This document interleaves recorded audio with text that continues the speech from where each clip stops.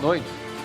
O Supremo Tribunal Federal impõe transparência ao uso de emendas indicadas por parlamentares para pagamento de pessoal da saúde. STF tem maioria para garantir salário a mulheres afastadas por violência doméstica. Por unanimidade, 5 ex-integrantes da cúpula da Polícia Militar do DF são condenados por omissão nos atos antidemocráticos de 8 de janeiro. No Porto de Santos, 46 quilos de cocaína são apreendidos em container refrigerado que levaria 22 toneladas de açaí para a Austrália. Presos influenciadores que incentivaram pegas nas ruas do Rio de Janeiro. E ainda, uma reportagem especial mostra o uso da inteligência artificial no judiciário e como as novas tecnologias podem contribuir com os trabalhos do sistema de justiça do país.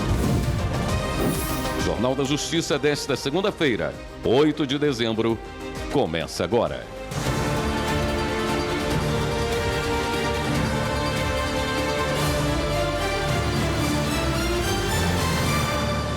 O Supremo Tribunal Federal impôs transparência ao uso de emendas parlamentares indicadas por deputados para pagamento de pessoal da saúde.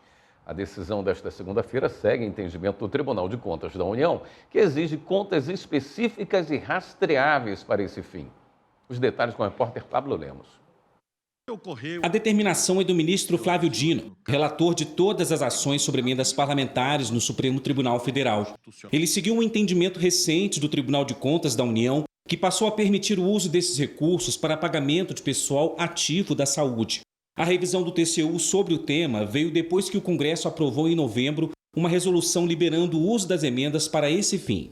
Na decisão desta segunda-feira, Flávio Dino destacou que tal obrigação de transparência abrange inclusive a manutenção de conta única e específica para cada modalidade de emenda, conforme decidido em 24 de agosto de 2025, devendo ser promovida a publicação mensal da relação nominal dos remunerados com recursos de emendas de comissão e de bancada no portal da transparência, com a indicação dos respectivos valores pagos e CPFs, observadas as balizas definidas pela Lei Geral de Proteção de Dados Pessoais. O ministro ressaltou ainda que a mesma proibição do uso de emendas individuais para tal finalidade deve ser aplicada às emendas coletivas, sob pena de grave incongruência geradora de insegurança jurídica. Segundo ele, o assunto deve ser enfrentado em ação própria.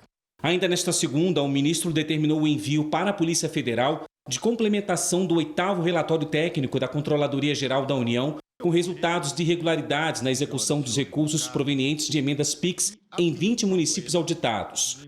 A CGU deve apresentar, no prazo de 30 dias corridos, planos de auditoria sobre emendas parlamentares para o ano de 2026, abrangendo as 5 regiões e as áreas já identificadas como críticas, tais como despesas em saúde, asfaltamentos sem qualidade ou inexistentes.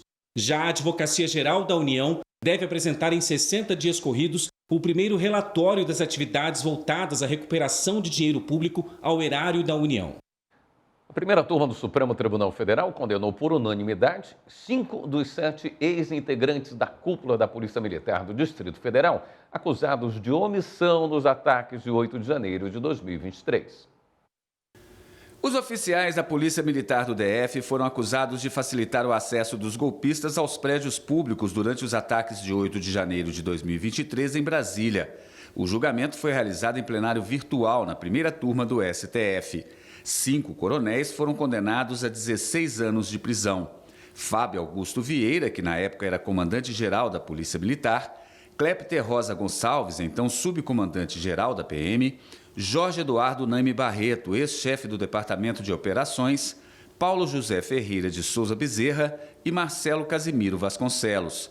Todos foram condenados pelos crimes de tentativa de abolição violenta do Estado Democrático de Direito, golpe de Estado, dano qualificado pela violência e grave ameaça contra patrimônio da União e deterioração de patrimônio tombado.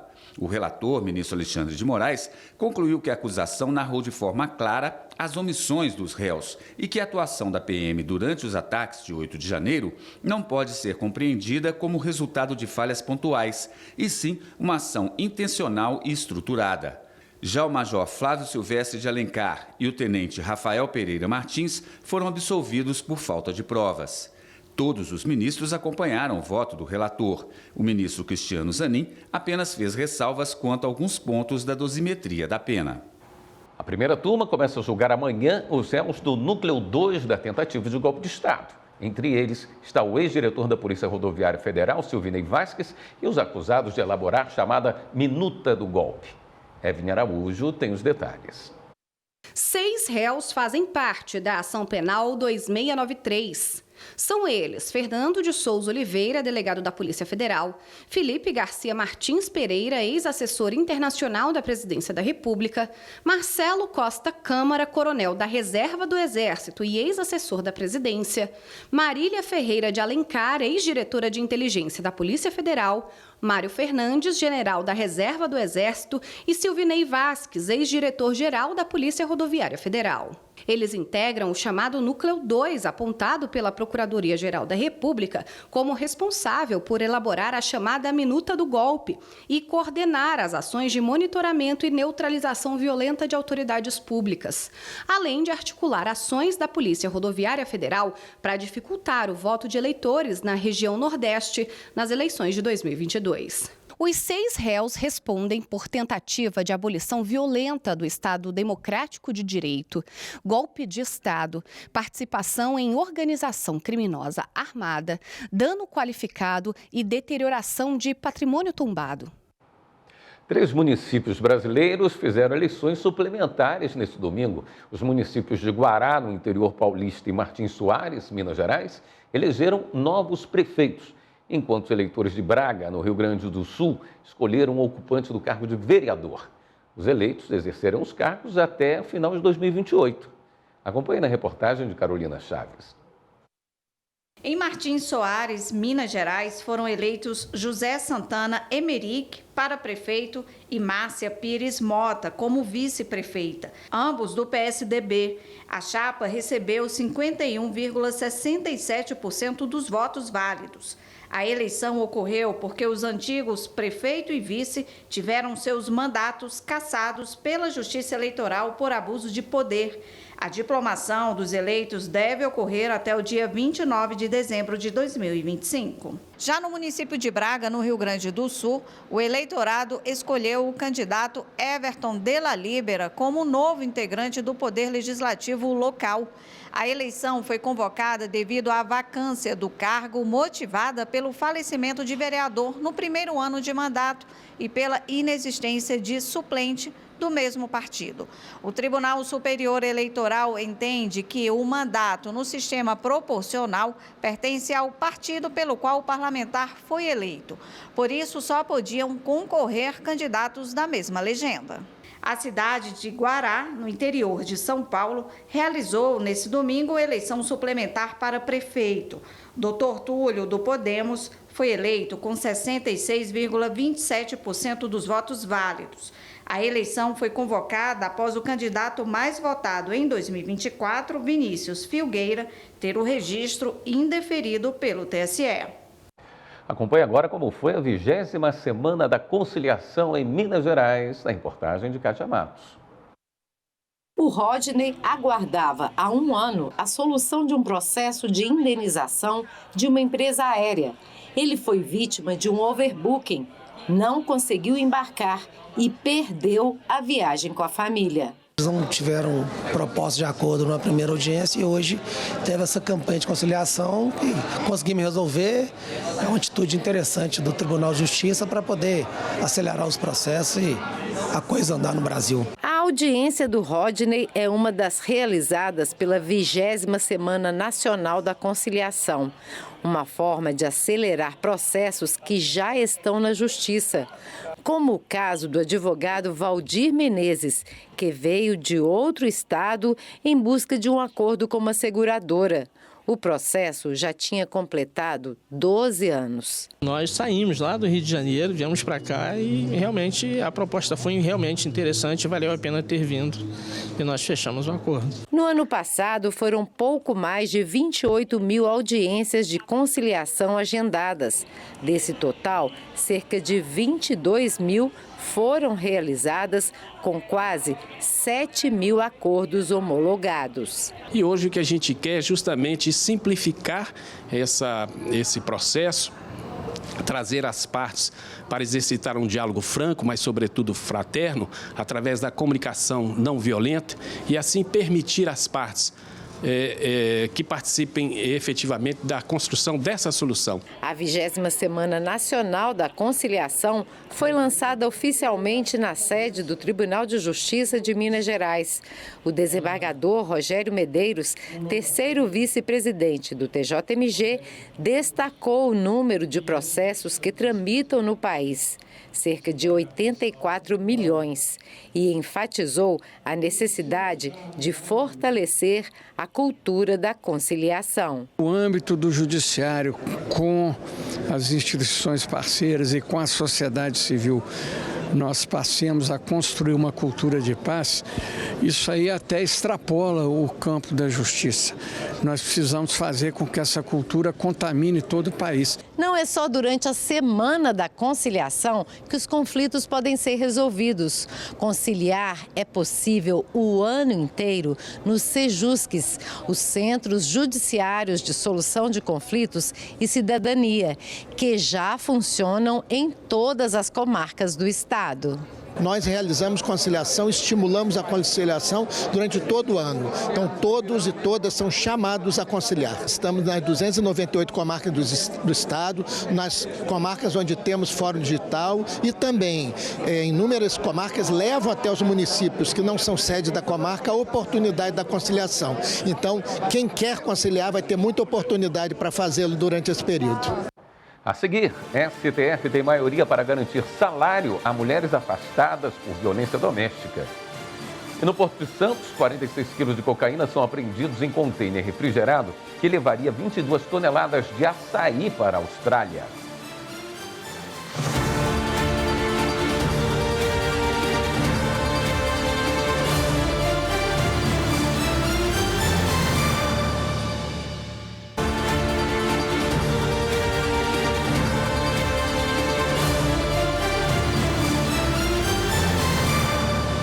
O Ministério Público Federal no Rio de Janeiro abriu investigação para apurar se houve participação de agentes da Polícia Federal no vazamento de informações sigilosas da operação que prendeu o ex-deputado estadual Tiago Raimundo dos Santos Silva, o TH Joias. Hoje, a Assembleia Legislativa do Rio aprovou a soltura do presidente da LERJ, Rodrigo Bacelar, que foi preso semana passada em outra operação que investiga esses vazamentos. Rodrigo Bacelar teria avisado o TH Joias da operação na véspera. A decisão da Assembleia será enviada ao Supremo Tribunal Federal. E o STF tem maioria para garantir salário a mulheres afastadas por violência doméstica. A decisão é no plenário virtual que analisa um recurso do INSS. Repórter Marta Ferreira. Os ministros reconheceram a aplicação da Lei Maria da Penha para assegurar vínculo, renda e proteção social às trabalhadoras. Isso porque a Lei Maria da Penha estabelece que os salários de mulheres vítimas de violência doméstica afastadas do trabalho por até 6 meses, devido a medidas protetivas aplicadas, devem ser pagos pelo empregador nos primeiros 15 dias e pelo INSS no período restante. O tema tem repercussão geral, ou seja, a tese estabelecida servirá para casos semelhantes nas demais instâncias do Judiciário.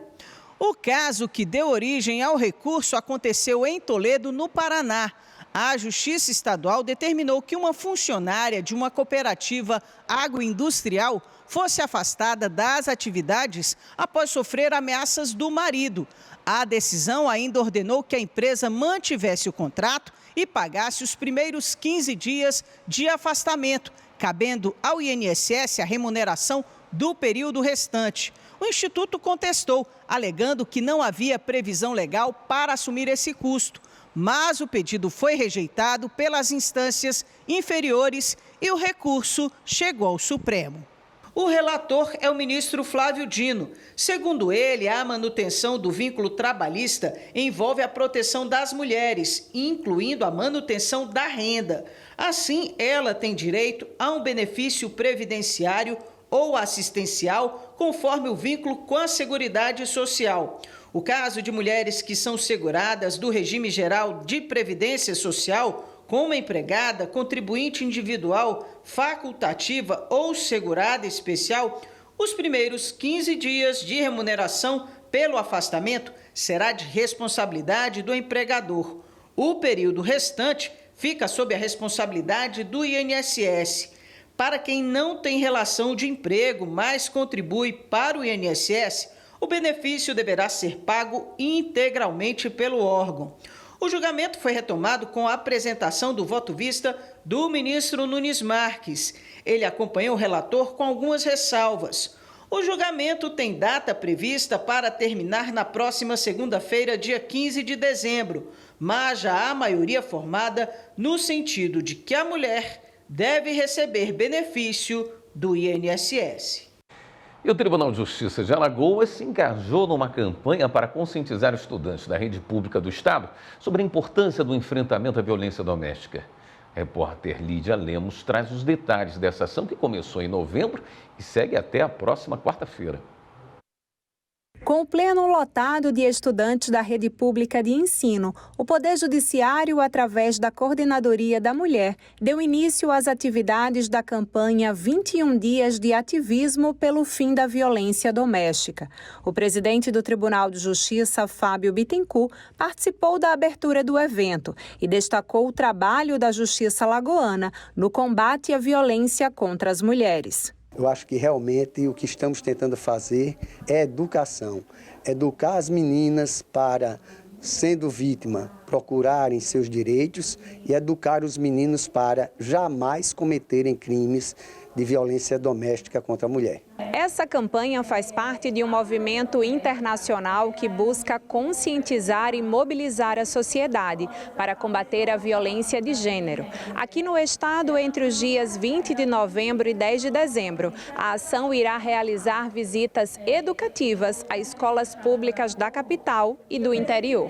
Teremos vários magistrados espalhados por todo o estado, fazendo palestras para adolescentes, e é muito importante trazer os adolescentes que são futuros, plantar essa semente, a semente da cultura da paz no lar e a semente da igualdade de gênero, de que a mulher não é propriedade do homem. A juíza Priscila Cavalcante falou com os jovens sobre os principais tipos de violência doméstica e como ajudar a vítima. Foi explicado um pouco sobre a Lei Maria da Penha, sobre as situações em que é configurada a violência doméstica e familiar contra a mulher, em que essa lei pode ser aplicada, e também sobre os tipos de violência, ressaltando alguns exemplos, para que eles possam identificar no cotidiano. A jovem Kathleen, de 14 anos, aprovou a iniciativa e destacou que aprendeu durante a palestra. Eu achei muito interessante porque todos os adolescentes, os nossos adolescentes, só conhecem a agressão física e a agressão sexual. A gente não conheceu o resto e também foi muito bom a palestra para a gente conhecer todas as agressões e a gente poder ficar ciente do que a gente passa no dia a dia. Em seguida, os estudantes também puderam conferir a exposição Não Nos Mate, de curadoria da artista plástica Luciana Luz.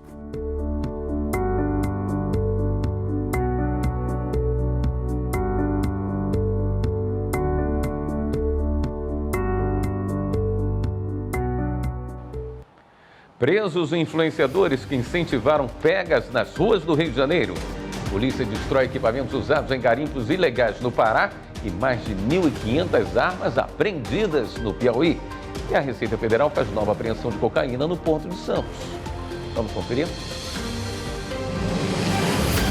A Receita Federal apreendeu no Porto de Santos 46 quilos de cocaína escondidos na estrutura de um contêiner refrigerado que levaria 22 toneladas de açaí para a Austrália. A Polícia Federal foi acionada para os procedimentos de Polícia Judiciária da União e foi aberto um inquérito policial. No Pará, a Polícia Federal destruiu máquinas, balsas e equipamentos usados em garimpos ilegais no interior da terra indígena Munduruku, em Jacareacanga, sudoeste do estado. A As investigações apontaram a continuidade da atividade garimpeira ilegal na região, mesmo após uma recente ação de desintrusão no território indígena.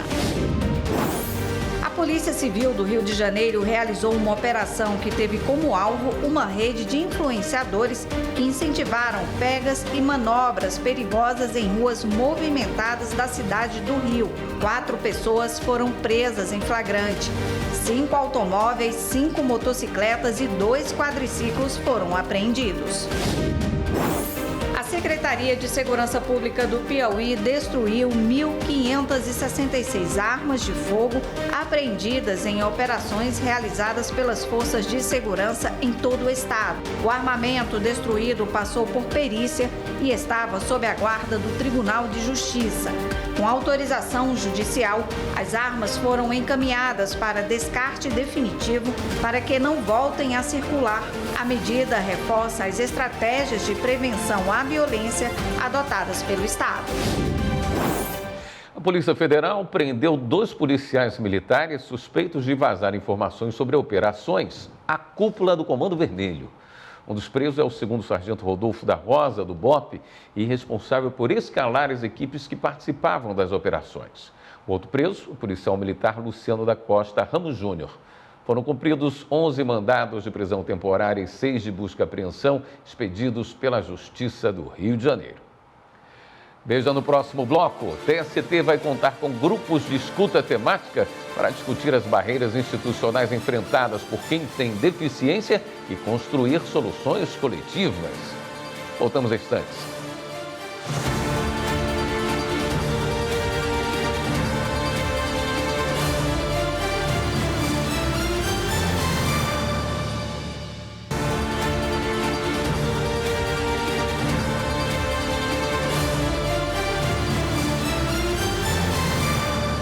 O Supremo Tribunal Federal deve julgar uma ação da Procuradoria-Geral da República contra o auxílio educação para servidores e integrantes do Tribunal de Contas do Estado do Rio de Janeiro.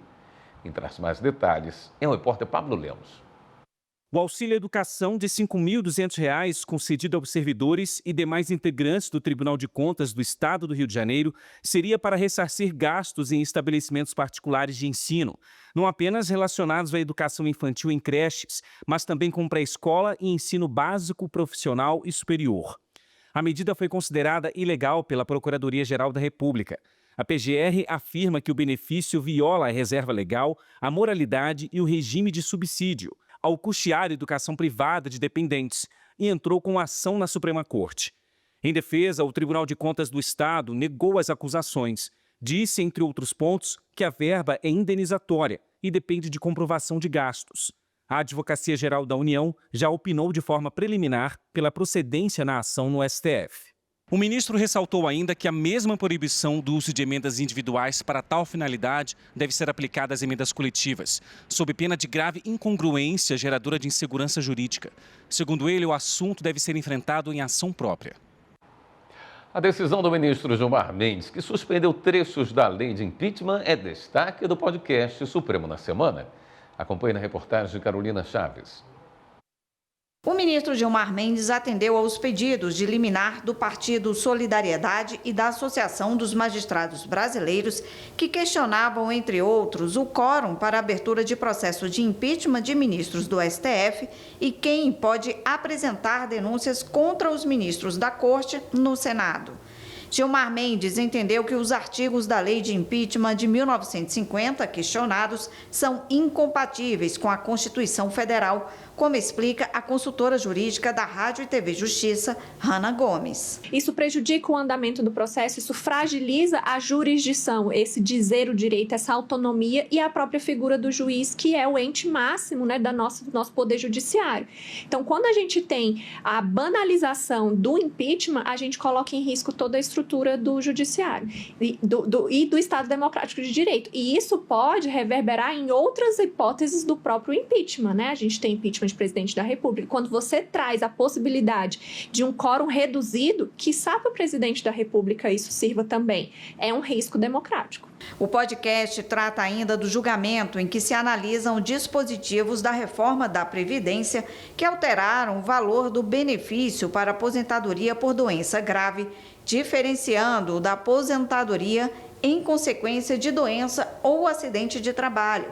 Outro destaque é a decisão que afastou a possibilidade de candidaturas avulsas no sistema eleitoral brasileiro, com base no dispositivo da Constituição, que estabelece a filiação partidária como condição para elegibilidade. Agora a gente mostra como foi a nova edição da Semana Justiça pela Paz em Casa, em Mato Grosso, com serviços gratuitos, atendimentos de prevenção e ações de acolhimento às vítimas no Fórum de Cuiabá. Carlos Celestino.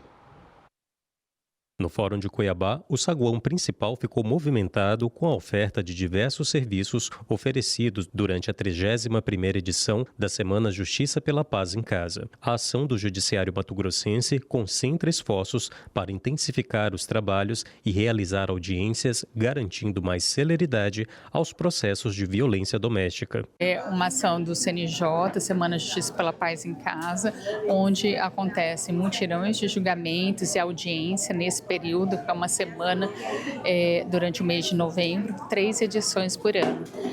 Aqui em Cuiabá a gente está realizando média de 12 audiências por dia por magistrado, somos 4 magistrados, além de uma força-tarefa no julgamento e impulsionamento desses processos. O trabalho integrado ofereceu atendimentos de prevenção, acolhimento e orientação realizados pela Coordenadoria Estadual da Mulher em Situação de Violência Doméstica e Familiar, a CEMulher e demais parceiros que atuam na proteção e enfrentamento à violência de gênero. Muitas violências, elas passam de forma despercebida. Então, ali ela vai ter um pouquinho de informação sobre os principais tipos de violência, como identificar e como buscar ajuda, né, para essas situações, quais serviços que ela podem e os recursos que ela podem buscar para estar saindo e rompendo com esse ciclo da violência. A gente faz parte da Patrulha Maria da Penha, né, do CR1, sede do CR1.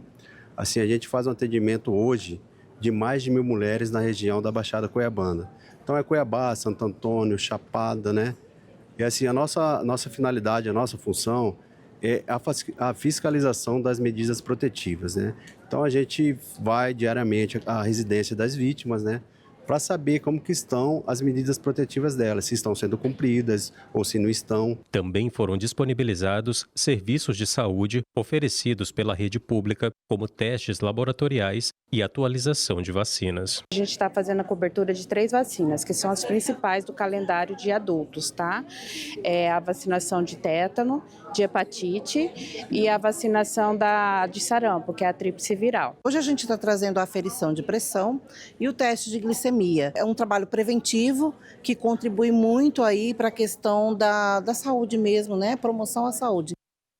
O TST anunciou que vai contar, a partir do ano que vem, com 2 grupos de escuta temática. O objetivo é discutir as barreiras institucionais enfrentadas por quem tem deficiência e construir soluções coletivas. Rocine Gomes. Durante o encontro Diálogos pela Acessibilidade e Inclusão, o presidente do Tribunal Superior do Trabalho e do Conselho Superior da Justiça do Trabalho, ministro Vieira de Mello Filho, e a presidente da APAI, a Associação de Pais e Amigos dos Excepcionais do Distrito Federal, Erenice Carvalho, assinaram um contrato que formaliza o aumento imediato de profissionais com deficiência intelectual que atuam no TST. Passou de 5 para 9. Entre as novas admissões, destaca-se a do professor Bruno Serra, cuja chegada tem forte simbolismo institucional, por representar, coincidentemente, a 4ª geração de sua família a trabalhar neste tribunal. É fundamental que avancemos de maneira concreta para que este tribunal seja cada vez mais acessível, tanto para aqueles e aquelas que aqui trabalham, quanto para os cidadãos. As pessoas estão aqui trabalhando, tanto os egressos da PAI do Distrito Federal, que atende prioritariamente pessoas com deficiência intelectual e múltipla. Então, nós somos contemplados pela confiança que vocês têm no nosso trabalho. Nós agradecemos essa confiança, esse acolhimento, e gostaríamos de tratá-los como amigos, amigos das pessoas com deficiência. No evento, foi anunciado que a partir de 2026, o TST vai contar com 2 grupos de escuta temática. Os encontros serão mensais. É um grupo só de pessoas com deficiência, então a ideia é ter uma escuta qualificada, temática, então a gente vai trazer, algumas questões que já emergem dos atendimentos que a gente já faz, então olhar um pouquinho para quais são as barreiras que são enfrentadas hoje, institucionais, e junto com o grupo construir soluções coletivas. O segundo grupo é de mulheres que cuidam de pessoas com deficiências ou pessoas com doenças graves. Então, a ideia é fazer também o mesmo acolhimento, claro, explorando outros temas, de como a deficiência ou a doença impacta a vida dessas pessoas. O ministro Dezena da Silva, que integra a Comissão de Acessibilidade, Diversidade e Inclusão do TST, também participou do evento. Ele destacou o compromisso do tribunal com a agenda de inclusão e equidade. Que este momento fortaleça nossa reflexão e principalmente nossa ação e práticas institucionais que acolham a todas as pessoas. Essa casa, essa justiça tem que ter um compromisso indissociável com a acessibilidade e com todas as pessoas. A seguir, data da intimação eletrônica pessoal da Defensoria Pública prevalece para contagem de prazo. E ainda, a gente fala sobre o uso da inteligência artificial no judiciário e como as novas tecnologias podem contribuir com os trabalhos do sistema de justiça do país. Já, já.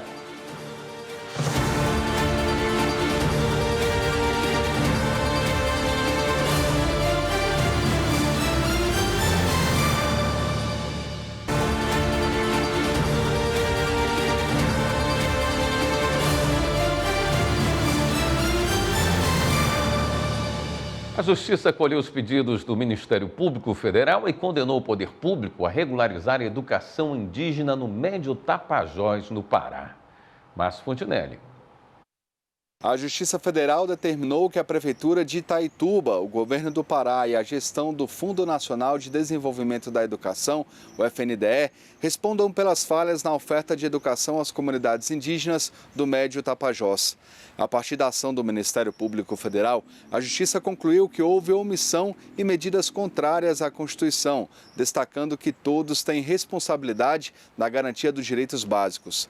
A decisão obriga a construção imediata de unidades escolares, além de assegurar transporte e alimentação adequados, incluindo a oferta do ensino médio. Itaituba e o estado do Pará também deverão pagar R$200 mil cada, totalizando R$400 mil em condenações. A medida beneficia 6 comunidades indígenas que, segundo a Justiça, enfrentam há anos a negligência do poder público. O Supremo Tribunal Federal deve julgar nesta semana ações que tratam do marco temporal para a demarcação dos povos indígenas. A repórter Marta Ferreira tem mais detalhes. A Lei 14.701 de 2023 estabelece o marco temporal para terras indígenas. A lei determina que os povos indígenas só podem reivindicar áreas que ocupavam até 5 de outubro de 1988, data da promulgação da Constituição Federal, ou que estivessem sob disputa judicial naquele ano. Em setembro de 2023, o Supremo considerou a tese inconstitucional. Na sequência, o presidente Lula vetou integralmente o projeto de lei que pretendia reestabelecer o marco temporal. Poucos meses depois, o Congresso Nacional derrubou o veto e reinstalou a validade da lei. Também chegaram ao Supremo ações que discutem a constitucionalidade da tese do marco temporal. Antes do julgamento, o relator das ações, ministro Gilmar Mendes, determinou a criação de uma comissão para tentar uma conciliação sobre o tema. A comissão contou com representantes da União, do Congresso de Povos Indígenas e de Agricultores. Após 23 audiências, a comissão chegou a uma proposta mínima de consenso. A minuta prevê, entre outros pontos, que o processo demarcatório, que é feito pela FUNAI, deverá ser público e os atos deverão ser amplamente divulgados. Agora, os ministros julgam as ações e também analisam o resultado dessas tentativas de mediação. A terceira sessão do Superior Tribunal de Justiça consolidou o entendimento de que data da intimação eletrônica pessoal da Defensoria Pública prevalece para contagem de prazo. Repórter Jafer Araújo. A decisão foi tomada em julgamento de embargos de divergência. O colegiado reformou a decisão da quinta turma e declarou tempestivo um recurso interposto pela Defensoria Pública de Alagoas. No caso, a quinta turma havia considerado, para efeito de contagem do prazo recursal, a data da intimação feita no Diário de Justiça eletrônico e não a da intimação pessoal do defensor público. Isso levou ao reconhecimento da intempestividade do recurso apresentado pela Defensoria. Nos embargos de divergência, a instituição invocou a prerrogativa legal de ser intimada pessoalmente e apresentou como paradigma uma decisão da sexta turma, segundo a qual a publicação no Diário de Justiça eletrônico não serve a esse propósito.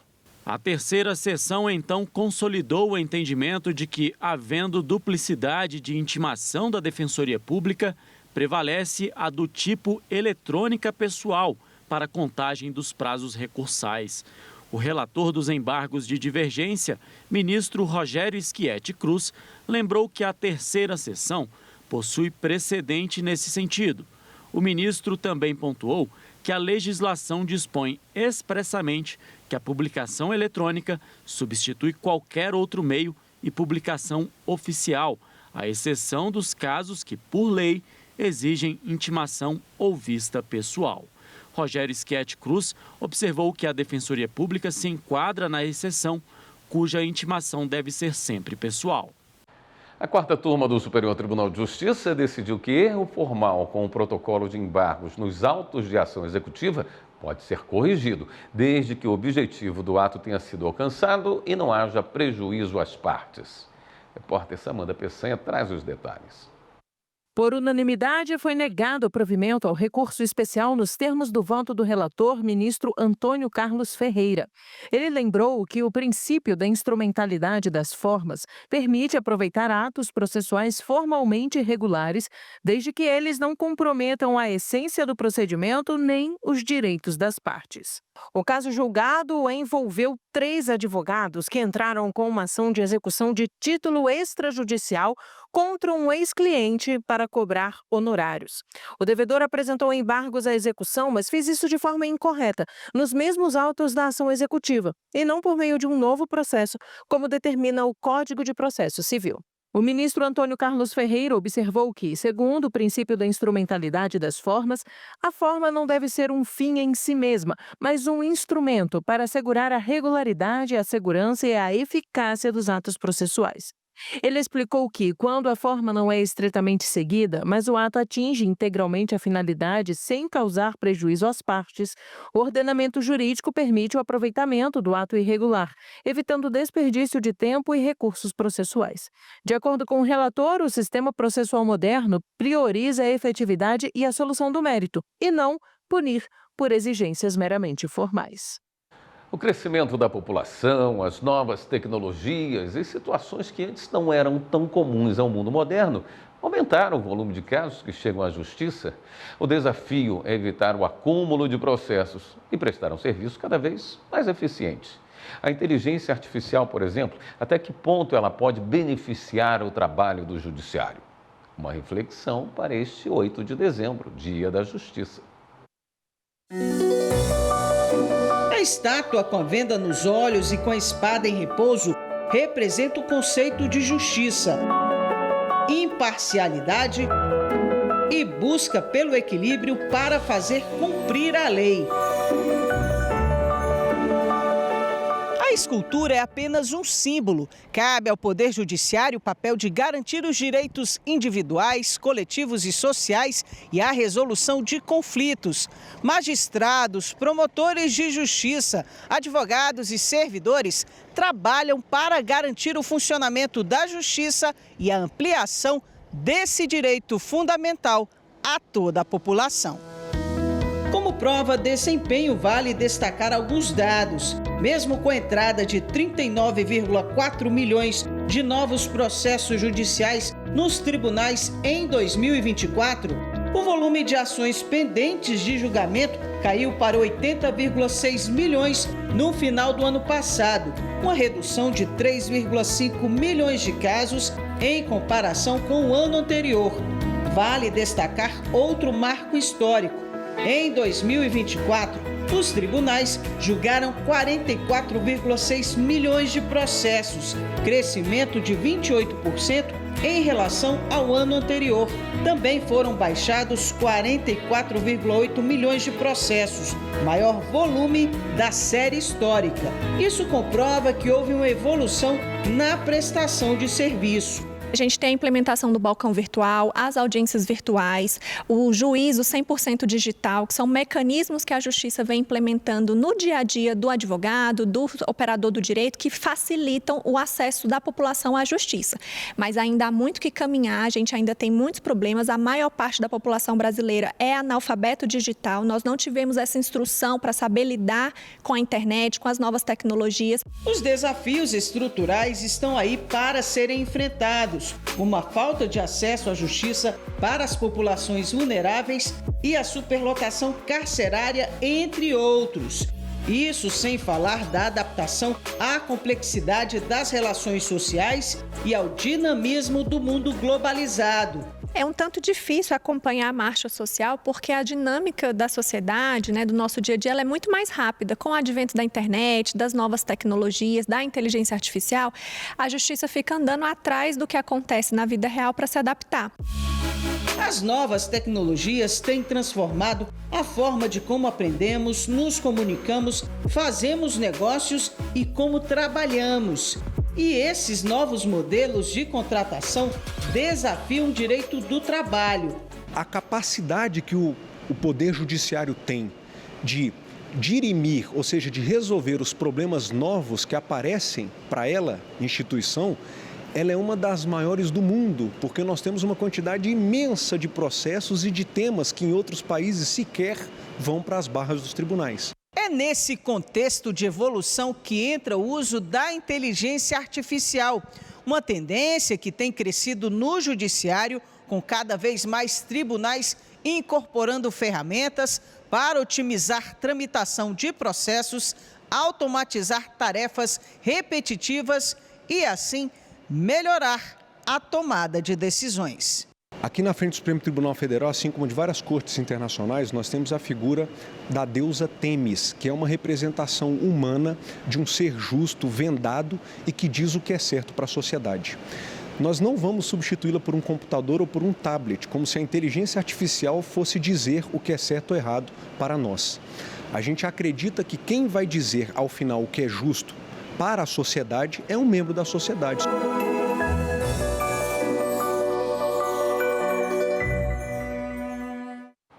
Em Palmas, o Dia da Justiça é marcado por uma narrativa que ganhou espaço público.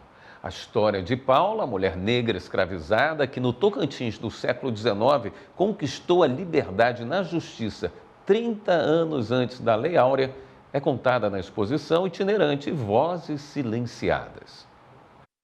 Uma história que atravessou mais de um século volta a ecoar. A exposição itinerante Vozes Silenciadas, a luta de Paula por liberdade, promovida pelo Tribunal de Justiça do Tocantins, está em Palmas. É muito pedagógico isso, eu acho que num final de semana que as pessoas estão ali, fora do corre-corre, conhecer sobre a história tão bonita, uma história de superação, uma história de necessidade mesmo, da reparação histórica que a gente precisa compreender do processo de escravidão, ele é necessário em qualquer ambiente, em qualquer espaço. Até 10 horas da noite desta segunda-feira, o público poderá conferir de perto a mostra no Shopping Capim Dourado. A iniciativa do TJTO faz parte das comemorações do Dia da Justiça, celebrado em 8 de dezembro. A exposição já passou por outras 2 cidades tocantinenses, Araguaína, no norte, e Gurupi, no sul do estado. A mostra conta a história de Paula, mulher negra e escravizada, que no ano de 1858 reivindicou e conquistou a sua liberdade na justiça. E aí nós fomos fazer uma reportagem sobre documentos históricos, sobre o acervo da biblioteca, e lá encontramos essa petição de uma pessoa escravizada, uma mulher já idosa, que havia comprado a alforria dela. E o que é interessante é porque esse documento ele remota 30 anos antes da assinatura da Lei Áurea. Então, isso quer dizer que já havia um movimento em curso de libertar pessoas escravizadas no interior do país. No caso, o Rincão do Norte Goiano, onde hoje é o território do Tocantins. Um dos elementos que mais chamaram a atenção do público foi a decisão judicial que concedeu liberdade a Paula. O documento original está protegido em redoma especial para preservação, permitindo que os visitantes contemplem a sentença histórica como foi emitida no século XIX. Para facilitar o entendimento em português atual, um QR Code acompanha o material e direciona para a transcrição em linguagem contemporânea. Então, nós procuramos um professor na Universidade Federal do Tocantins e esse professor gentilmente fez a transcrição do documento, que chama Leitura Paleográfica. O português da época não é o português atual e a escrita, a maneira de escrita e até de abreviação de palavras é diferente dos dias atuais. Então, foi um trabalho que demorou um certo tempo para que esse documento pudesse ser transcrito e utilizado com as expressões e as palavras que são conhecidas hoje no nosso português. E, a partir desse momento, iniciou um trabalho de divulgação dessa atividade, desse processo. O trabalho é realizado pelas comissões de gestão da memória e de gestão documental do TJTO, em parceria com a Escola Superior da Magistratura Tocantinense, a ESMAT. A gente precisa desse resgate de forma que a gente possa se informar, porque sem a informação e sem o conhecimento, a gente nunca vai conseguir ter a dimensão de tudo que aconteceu atrás e não repetir, para o futuro os mesmos erros. Todos nós, o nosso sangue, corre o sangue da história dos negros lá da Senzala. Então, quando eu vejo isso, meu coração se abre para isso, porque isso é uma história muito profunda de muito sofrimento. E todos nós estamos aqui hoje porque muita gente sofreu lá atrás. A Ouvidoria Judiciária é importante canal de comunicação do tribunal com o cidadão e cidadã também está presente. A exposição Vozes Silenciadas, a luta de Paula por liberdade, é um convite para revisitar o passado, compreender suas marcas e reconhecer a memória como instrumento de transformação. Esta edição do Jornal da Justiça fica por aqui. Uma boa noite para você, até amanhã.